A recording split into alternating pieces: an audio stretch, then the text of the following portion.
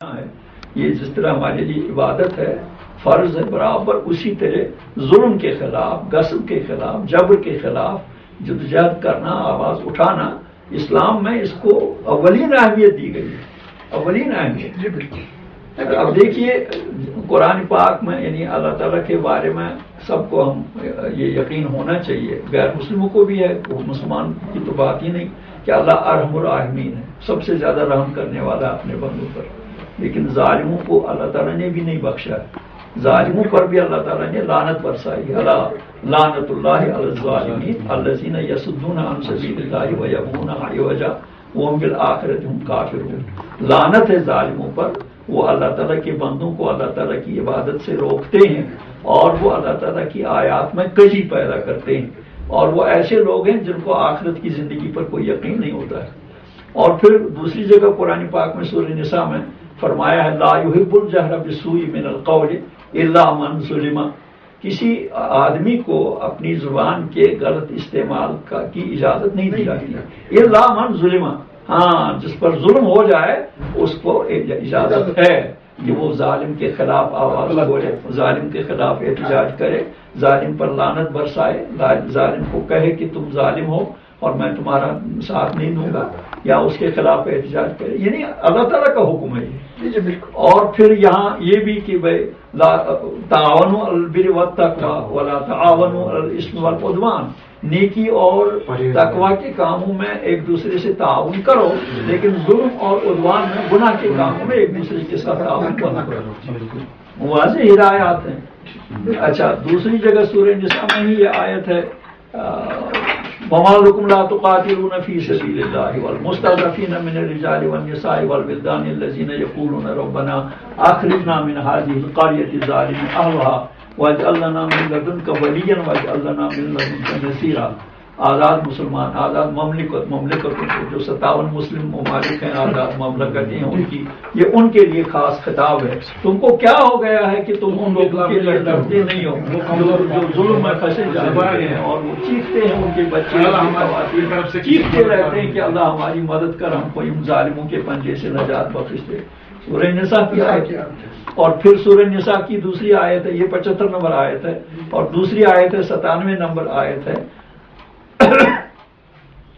ان الذین توفاهم الملائکۃ ظالمی انفسہم قالوا فیم کنتم قالوا کنا مستضعفین فی الارض قالوا الم تکن ارض اللہ واسعۃ فتہاجروا فیہا فاولئک مأواہم جہنم وساءت مصیرا۔ یہ جو لوگ ہیں جو ظلم دیکھ رہے ہیں اپنی آنکھوں سے، لیکن ظلم کے خلاف آواز نہیں اٹھاتے، ان کو جب کل فرشتے روح قبض کرنے کے لیے آئیں گے تو ان سے پوچھیں گے کہ تمہارے گرد گرد اتنا ظلم ہو رہا تھا اور تم خاموش بیٹھے تھے، تو وہ لوگ جواب دیں گے کنا مستضعفین فی الارض، فرشتوں ہم کمزور تھے، ہم ظالموں کے خلاف اٹھ کھڑے نہیں ہو سکتے تھے، اس لیے ہم کمزور تھے۔ تو فرشتے ان سے کہیں گے الم تکن ارض اللہ واسعۃ، کیا خدا کی زمین وسیع نہیں تھی؟ پھر تم کو ہجرت کرنا چاہیے۔ ظالموں کے خلاف، ظالموں کے ظلم کو دیکھتے ہوئے خاموش رہنا یہ تو کسی حال میں بھی تمہارے لیے پسندیدہ اور روا نہیں ہے، تم کو ہجرت کرنا چاہیے، اور نہ تو تم نے ہجرت کی، نہ ظلم کے خلاف آواز اٹھائی۔ انجام کیا ہے؟ فماواہم جہنم وساءت مصیرا، ان کا انجام ان کا ٹھکانہ جہنم ہے اور وہ بہت ہی بری جگہ ہے رہنے کی۔ یہ ان کا اچھا رسول پاک صلی اللہ علیہ وسلم کی حدیث ہے کہ من مشى مع ظالم وہ یعلم انہ ظالم فقد خرج من الاسلام۔ یہ حدیث ہے کہ جس شخص نے ظالم کی مشایعت کی، مشایعت مطلب ہے کہ آپ کے پاس مہمان آتا ہے، آپ جب اس کو رخصت کرتے ہیں تو کچھ قدم اس کے ساتھ احترام چلتے ہیں، اس کو مشایعت کہتے ہیں عربی میں۔ تو پیارے رسول صلی اللہ علیہ وسلم نے فرمایا ہے من مشى مع ظالم، اگر کوئی شخص ظالم کی مشایعت کرے، کچھ قدم احترام اس کے ساتھ چلے، وہ یعلم انہ ظالم، اور وہ جانتا ہے یہ ظالم ہے، فقد خرج من الاسلام، وہ اسلام سے خارج ہو۔ اور پھر نسائی کی حدیث ہے، رسول پاک صلی اللہ علیہ وسلم نے فرمایا ہے من قتل دون مظلمۃ فہو شہید، جو ظلم کا مقابلہ کرتے کرتے جان دے دے وہ شہید ہو جاتا ہے۔ ومن قتل دون مالہ فہو شہید، جو اپنے مال کا تحفظ کرتے کرتے شہید ہو جاتا، مارا جاتا ہے، وہ بھی شہید ہے۔ ومن قتل دون عرضه فهو شہید، اور جو اپنی عزت اور عصمت بچانے کے لیے جان دیتا ہے وہ بھی شہید ہو جاتا ہے۔ ہمارے شہداء جو ہیں انہیں تین کیٹیگری میں آتے ہیں۔ اور پھر دو بند میں بیٹھ کر لوگ وہاں فتویٰ دے دیں کہ نہیں یہ جہاد نہیں ہے، کیا ماننے والا کوئی شہید نہیں ہو جاتا۔ یہ تو بالکل دین نہیں، خود وہ لوگ اپنے ایمان سے کھلواڑ کرتے ہیں۔ بالکل نہیں، آپ یہ آپ کا جو خدشہ ہے بہت واجب ہے، اس کے اوپر ہم بات کریں گے انشاءاللہ۔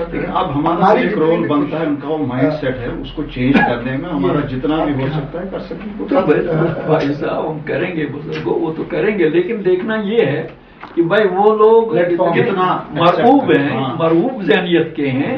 یہ آپ کو یاد رکھنا چاہیے، اسلام میں علماء کے دو طبقے، ہمیشہ تاریخ کے ہر دور میں یہ طبقے رہے ہیں، یہ آج ہی کی بات نہیں ہے۔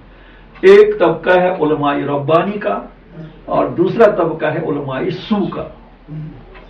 علماء ربانی وہ ہیں جو ہر حال میں حق پر جمے رہتے ہیں، چاہے حکومت ناراض ہو جائے، چاہے فرعون ہو، چاہے نمرود ہو، چاہے حامان ہو، چاہے شداد ہو، چاہے یزید ہو، چاہے کوئی بش ہو، چاہے کوئی مش ہو، چاہے کوئی کلنٹن ہو، چاہے کوئی نہرو ہو، چاہے کوئی اور ہو، چاہے بی جے پی ہو، چاہے کوئی اور ہو، نہیں، جہاں جو بھی ہے، جو ظالم ہے، جو قوت والا ہے، طاقت والا ہے، اس کے آگے وہ حق بولتے ہیں، وہ اپنی جان کی پرواہ نہیں کرتے، اور ان کو علماء ربانی کہتے ہیں۔ ہر دور میں انہوں نے دین کی حفاظت کی ہے، دین کی روح کو بچایا ہے، اور دین پر کوئی ضرب نہیں آنے دی ہے، اور مداہنت نہیں برتی ہے۔ مداہنت یہ قرآنی لفظ ہے، مداہنت یعنی کسی کے ساتھ، کسی ظالم کے ساتھ یا کسی باطل قوت کے ساتھ نرمی برتنا، نرمی برتنا، بھائی تم بھی کچھ نرمی کرو، ہم بھی کچھ نرمی کریں گے۔